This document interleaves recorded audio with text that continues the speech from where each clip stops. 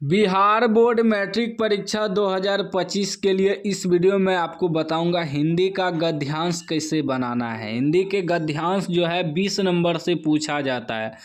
यदि आप इस वीडियो को पूरा देख लेते हैं तो आज आपका 20 नंबर पक्का हो जाएगा। 17 फरवरी को हिंदी का एग्ज़ाम है और 20 नंबर आपका कंप्लीट हो जाएगा। कह रहा है कि निम्नलिखित गद्यांशों में से किसी एक गद्यांश को पढ़कर नीचे दिए गए प्रश्नों के उत्तर दे। प्रत्येक प्रश्न 2 अंक का होगा। ठीक है ना। गद्यांश में जो है 2 गद्यांश देगा 10-10 नंबर का, यानी कि 20 नंबर आज आपका कंप्लीट हो जाएगा। तो ध्यान से समझिएगा। पहले जो आपको गद्यांश दिया रहेगा उसको पढ़ना है। वायरल गद्यांश बता रहा हूँ, यही गद्यांश आएगा, पूरा रट लीजिएगा कि गद्यांश को पढ़ना है। कह रहा है कि महिलाएं शिक्षा के क्षेत्र में अधिक कार्यरत हैं, उन्हें चिकित्सा के क्षेत्र में भी आगे आना चाहिए। महिलाएं शरीर और स्वभाव दोनों ही रूप से इस कार्य के लिए उपयुक्त होती है। हमारे देश में कई जगह महिलाएं अक्सर बीमार और कमज़ोर रहती है। उनके बच्चे भी कुपोषण के कारण अकाल मृत्यु के ग्रास बन जाते हैं। महिलाओं की इस तरह की समस्याओं का समाधान महिलाएं ही भली भांति कर सकती है।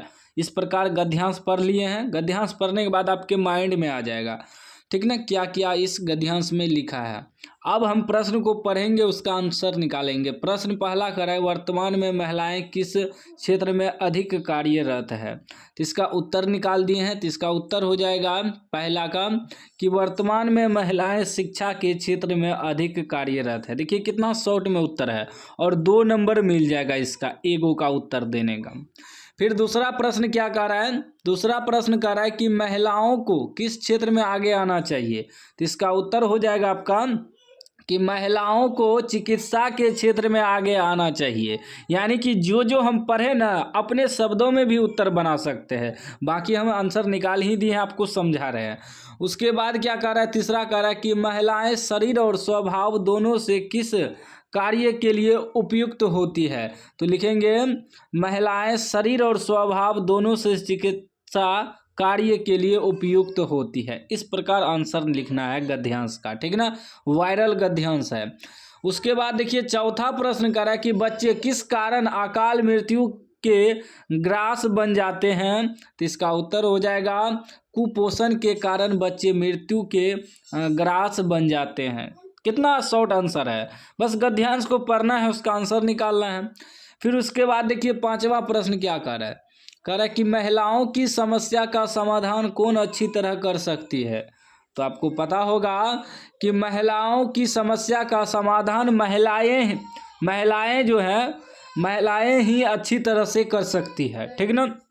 महिला का समाधान महिला ही अच्छा तरीका से कर सकती है, अच्छी तरीका से कर सकती है, ठीक ना।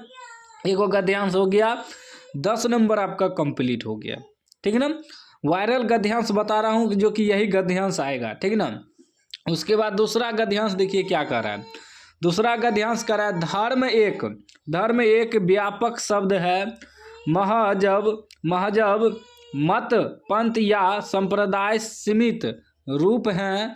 संसार के सभी धर्म मूल रूप से एक ही हैं। सभी मनुष्य के साथ वे सद्व्यवहार सिखाते हैं। ईश्वर किसी विशेष धर्म या जाति का नहीं, सभी प्राणियों में एक प्राण संपदन होता है।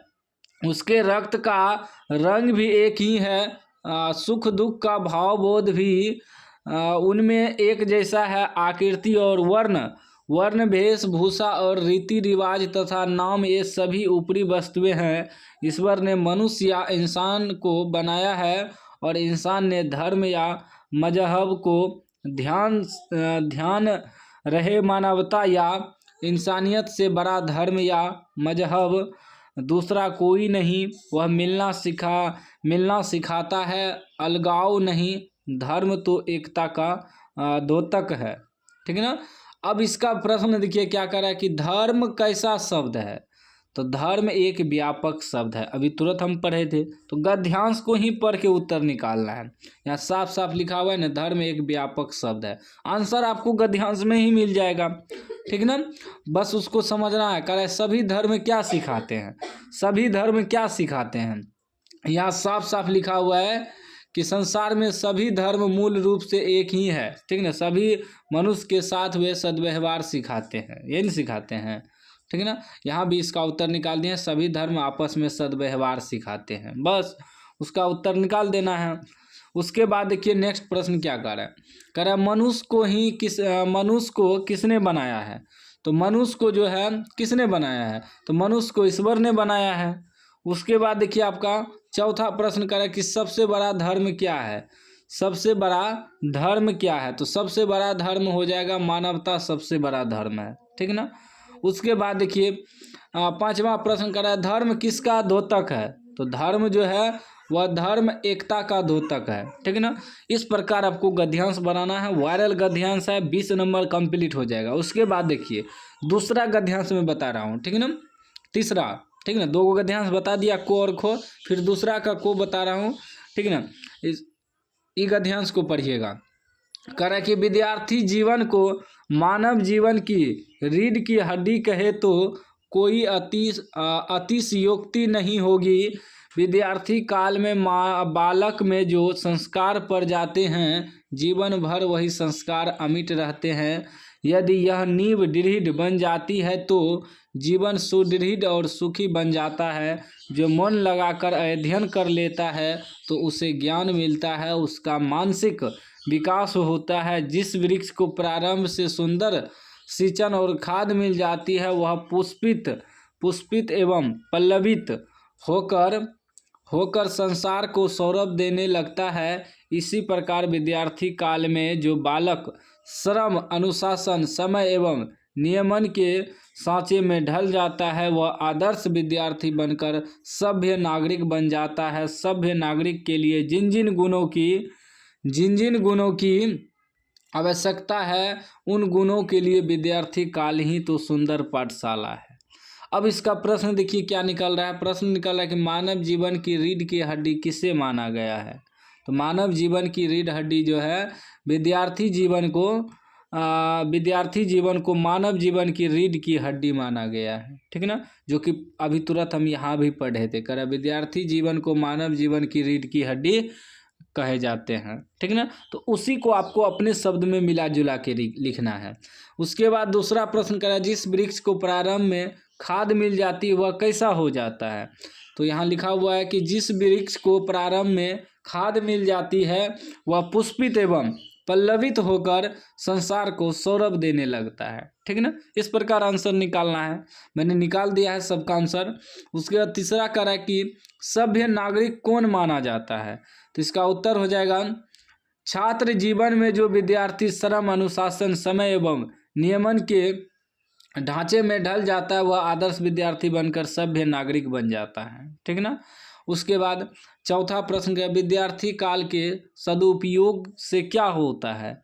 तो विद्यार्थी काल के सदुपयोग से होता है, विद्यार्थी काल के सदुपयोग से जीवन सुदृढ़ और सुखी बन जाता है, ठीक ना।